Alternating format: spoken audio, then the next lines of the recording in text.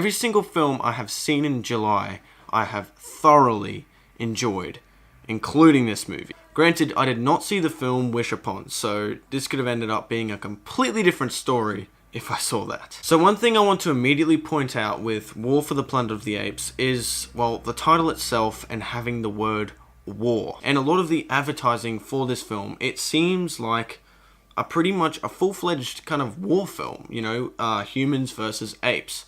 But that is not really the case. So definitely do not go into this movie expecting like your Lord of the Rings, Return of the King ending where there's this massive battle, you know, that takes place, because that does not happen. Granted, there is a couple of little skirmish battles here and there, but they're not to Lord of the Rings 3. So instead of thinking of this film filled with these huge skirmish battles, think of it instead as this war inside Caesar's mind. So basically what that means is it's more of a drama film that is thought-provoking and quite emotional. And while we're on the subject of talking about Caesar, Andy Serkis once again did another phenomenal job playing as Caesar. I just wanted to quickly also mention just the work that went into it, you know, with the editing and the animators and stuff, because they did a tremendous job, because the effects on the apes and stuff look absolutely flawless. But going back to the tones in this movie, and most of this movie,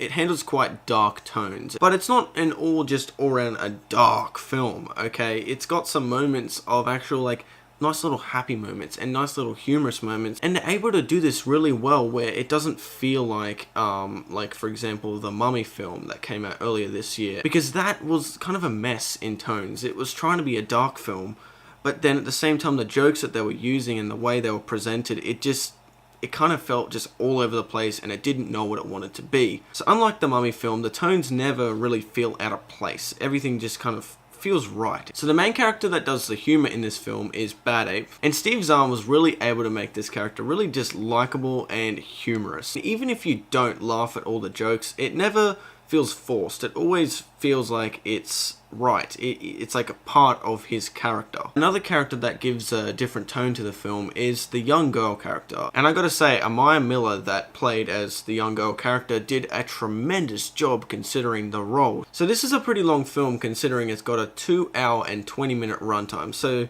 since there isn't as many skirmish battles as you probably might have liked, this film can be kind of slow at times, and maybe even for some viewers, they may find it a little bit boring. But I was just so invested in the characters and the story to ever say I was bored watching this film. As for any other flaws, I did notice there was a couple times with the CGI that I thought were a little bit off. It wasn't specifically the apes, but there was just a couple moments here and there where I was kind of like, yeah, that could have looked a little bit better. But other than that, I really can't think of any other flaws. Maybe on the second viewing, I'll notice a few more flaws that maybe I didn't see. But to be honest with you, I cannot deny the impactful experience I had with this film.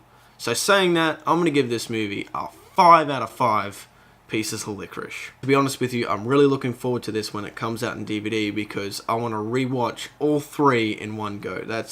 That's going to be a lot of fun. So what are your thoughts on this movie? Did you like it? Did you hate it? Are you looking forward to rewatching all 3 again?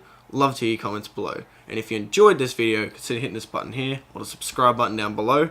And I'll catch you folks in the next one.